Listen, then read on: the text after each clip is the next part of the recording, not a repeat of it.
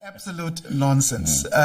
Obviously, we did our research as well, and we said, well, was this something that we missed? That was it Ganief and the minister himself that had this kind of private meeting? Because he says the minister had the meeting with the leaders of political parties, and certainly our leader was not there, and neither do I think the leaders of the other political parties that he mentioned were there.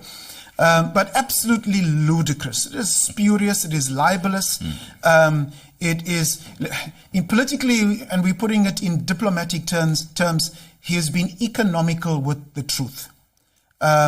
So if you look at the books of the ACDP, if you look at the income of the ACDP, the ACDP's income is derived primarily from our members and our supporters. And then we get our equitable share and proportional share also from the IEC. So those essentially are the two sources of income for the ACDP. There is no amount. We also have to produce, if there is any income or any donation over 100,000 rand, we have to declare it.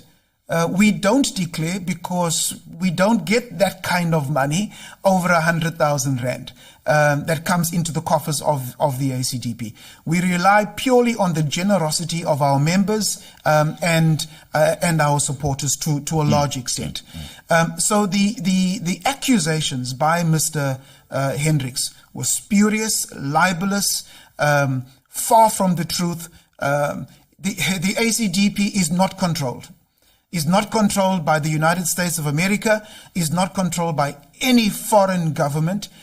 We have our vision, we have our policies, we have our constitution, we have our worldview, and we are guided by our worldview, our policies, and our constitution. There is no foreign government, not the United States of America, nor any other foreign entity that is assisting financially or otherwise the ACDP.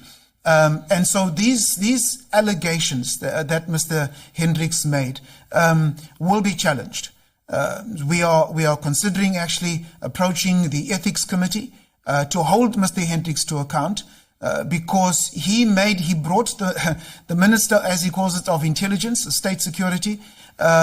He used her name and it was libelous. And that's diplomatically speaking. And so we are considering, we're reserving our rights. We've spoken to also our legal team, and they will certainly come back to us in terms of what our actions are. But very clearly, Mr. Hendricks must have been smoking something on that particular day. I would hate to think what was in that particular pipe that he was smoking. But very clearly, the ACDP is not funded by any outside force, any outside source. Neither are we engaged in regime change. We are not engaged in a soft coup d'etat. The coup d'etat, the beachhead. The coup d'etat possibly is something that perhaps it's what they call reverse psychology.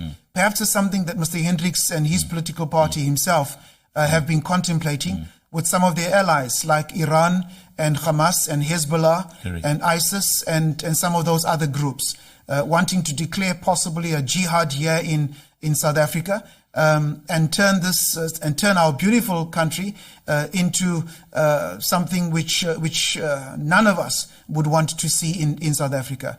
But very certainly I can say to you categorically that the ACDP is not involved in any regime change, soft coup d'etat.